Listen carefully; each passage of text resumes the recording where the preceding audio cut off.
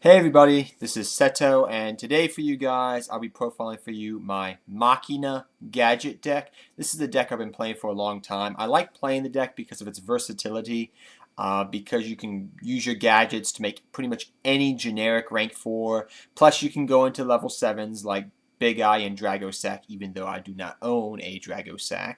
But also in my build personally, you can go into level 8 synchros and plays like that. So it's a very versatile deck, and that's one of the reasons why I like playing with this deck a lot.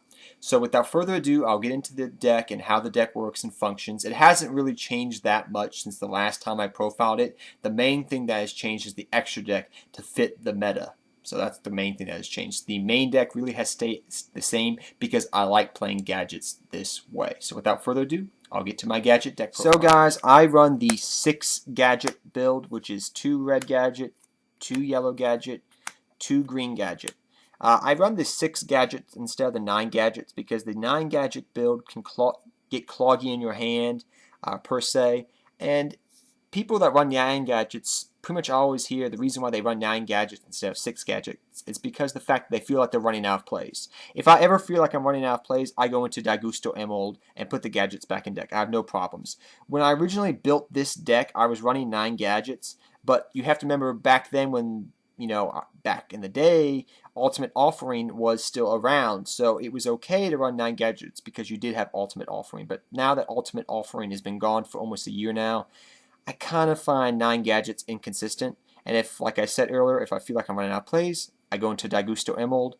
And I will say though, when Pendulum Summoning does come out, I could see 9 gadgets being better or okay because you can go Pendulum Summoning and you can search them much more faster, but I still prefer the 6 gadgets overall.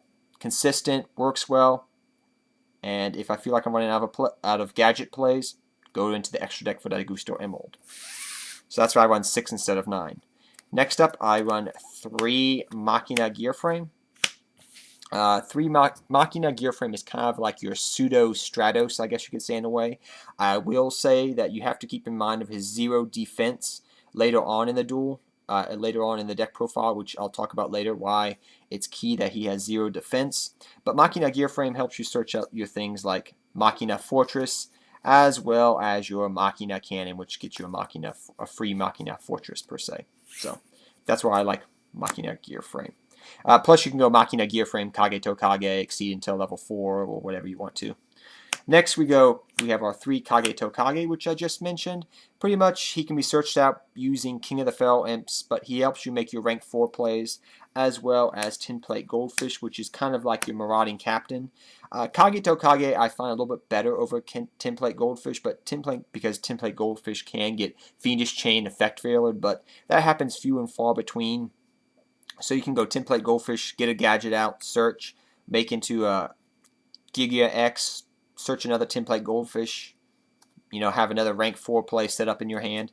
So those 2 guys, Kagetokage and Tin Goldfish, are to help you out with your rank 4 exceeds. Next, your boss monster per se is your 2 Machina Fortresses. Very, very good card. And next up is 2 Tragoedia. Tragoedia helps you go into your rank 7s and rank 4s. After playing with this deck at my locals and playing it online for the last about couple weeks, I personally find that Tragoedia he's still good in the deck, but if there ever came about some new gadget support, I may switch it out with Trag. But for right now, he's still good in the deck, helps with your rank 4s and your rank 7s. Next, 2 Photon Thrasher, along with 2 Masked Chameleon. I also call Masked Chameleon Masked Chameleon. Do not ask me why. It's just when the first time I ever tried to pronounce Masked Chameleon, when I first got this card back in Judgment of the Light, I was like, oh, Masked Chameleon, and my friends made fun of me, so that's why I still call him Masked Chameleon, but I will pronounce him correctly in this video, Masked Chameleon. So, Photon Thrasher helps with the rank 4 plays, but also, along with Machina Gearframe, they both have 0 defense, so they work with Masked Chameleon. So Photon Thrasher helps with rank 4 plays and helps with synchro plays with Masked Chameleon. So in total you have 5 targets along with the gear frames. Masked Chameleon does work well because it helps you be able to go into rank excuse me, excuse me, Synchro 8s, rank 8 synchros. So he can help you go into rank 8 synchros such as Stardust, Scrap Dragon, Crimson Blader, whatever you need to. So get more bigger, beefier monsters out in the field that have good effects. Sometimes though, you do have to go Tin Goldfish, Masked Chameleon, but that's few and far between. Once in a while you do have to go Tin Goldfish, Masked Chameleon, but that doesn't happen as much. Usually you have them in hand after you get a Photon Thrasher or Machina Gearframe to grave. Then you can get an Exceed monster out. The next turn you can summon a big Synchro monster and just go to town from there. So he's a good option, and he's searchable by King of the Feral Imps as well. So that makes him extra good. So that's where I like him. You don't have to run him, but in my build, I like running the Masked Chameleon. And your last two monsters are one Redox and one Machina Cannon. Machina Cannon's a free Machina Fortress, and Redox helps you with your rank 7 and is a pseudo monster reborn as well. Plus he's a big butt, so he can protect you if things go bad for you with that 3000 defense. Next for your spells, we run 2 Mystical Space Typhoon, very good card. And I also run 2 Smashing Ground. This is just a personal tech-in or personal choice. I run Smashing Ground because it helps me against monsters that say cannot be targeted or cannot be destroyed by battle, and Smashing Ground comes in handy in those respects. I just personally like it. You don't have to run it. Usually if you're going into a match, this is the card you switch out for things in your side deck. And the last 2 spells I run is 1 Book of Moon and 1 Dark Hole. Just 2 good generic spell cards. Next, I run for my traps. I run 2 Mirror Force. You can run Mirror Force or Deprison. So it's you can run either Mirror Force or Deprison. It's personal player preference. When I took this deck to my locals last week, I just played 2 Mirror Force. But if you're going to more competitive play because of a competitive scene, I would maybe switch it out for 2 Deprison. Next up for the traps, we run 2 Fiendish Chain. People say Fiendish Chain's not as good this format, but personally, I have been finding Fiendish Chain to just do just as well as before. They bring out a Tiramisu, I go Fiendish Chain, stop the Tiramisu from going off. It still comes in handy. I have no qualms about Fiendish Chain. It's a good card. I like it over Breakthrough Skill because you can stop them from attacking you as well.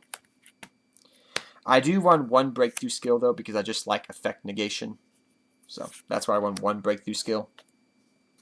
For your other traps, I run Bottomless Trap Hole, Torrential Tribute, Compulsory Evacuation Device, and Solemn Warning. Pretty much your holy traps, what's left of the really, really good traps. Your Solemn Warning, which stops monsters. Your Compulse, which is a versatile card, which can bounce their monsters back or bounce your monsters back in some cases. And Torrential Tribute just gets rid of monsters when they overextend, and Bottomless Trap Hole gets rid of annoying monsters that may hit the field. So your holy traps, what's left of the good traps, I guess you could say. For your extra deck, it's pretty much player preference, but this is what I took this past weekend to my locals, and it's just fun. I pretty much knew I was going to play against at my locals just for fun, so that's why I built this extra deck the way I did. If you want to run some other rank 4s, go right ahead. This is what I ran. So 2 Gear Gigant X's. Go into Gear Gigant X, search out whatever, detach. Have a monster on board, detach, search for another Machina type monster. Good card. 1 King of the Feral Imps. He serves versatile uses because he can either search out Kagetokage or Masked Chameleon. So he's very useful because Masked Chameleon is a reptile. 1 Abyss Dweller when you're going against monsters, or a deck that monsters get their effects in the graveyard. So very good card right now, Abyss Dweller. 1 number 101 Silent Arc Honors Knight. Pretty much I've been calling 101 pretty much my problem solver. If I have a big Exceed or Synchro monster my opponent has that I can't get around, 101, get around it that way. It's my problem solver. 1 Lavalval Chain, pretty much my stacker of the deck. So if I want to set up my deck, put a card on top of my deck, that's where I usually go with. Or if I want to send Redox to grave to make a big eye. 1 Daigusto Emeral, who is pretty much the trash man or the garbage man because he recycles your gadgets and puts them back in the deck. 1 Maestroke, it helps me get in over the hands, like Fire Hand and whatnot, but he's still a decent good card in my opinion. As long as you keep him in defense mode, then you can go to attack mode. So I still find Maestroke to be a very decent card still. 1 Blackship a coin, helps me get around annoying monsters, and sometimes wins you the game. 1 number 103 Ragnazero. I took Gagaga Cowboy out of the deck. As you'll see, there's no Gagaga Cowboy because I took Gagaga Cowboy out of the deck to test this card at my locals last night, or this past weekend. So 103 Ragnazero. Did put in a lot of work. Put in more work than Gagaga Cowboy. I did not miss Gagaga Cowboy one bit, and this card put in more work. 1 Photon Papilioperative, just because I run into a lot of flip effect monsters at my locals, like raccoons or gravekeepers or Rykos with Light Swarm, a whole bunch of things. For my rank 7s, I run 1 number 11 Big Eye and 1 number 74 Master of Blades, or as I call him, the Keyblade Master. If you know Kingdom of Hearts. If you have a Dragosek, I would run Dragosek over this, but it does come in handy. And Big Eye's just there because he's Big Eye and you help steal your monsters. Colossal Fighter and Stardust Dragon. I'll explain why I chose these level 8 synchros for Masked Chameleon. Stardust against back row. If you want to run Crimson Plater, Scrap Dragon, any other rank 8 monster, you can take Stardust out for that. But I just like going for Stardust when there's a lot of back row. And Colossal Fighter is because of the Djinn matchup.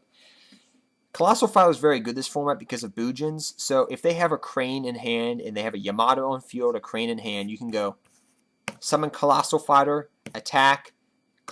They'll activate Crane to keep Djinn Yamato alive.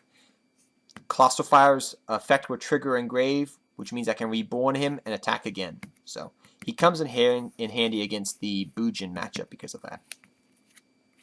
So that is the Gadget deck, guys, and I hope you guys enjoyed this deck profile. So, guys, I hope you all enjoyed that Gadget deck profile of mine.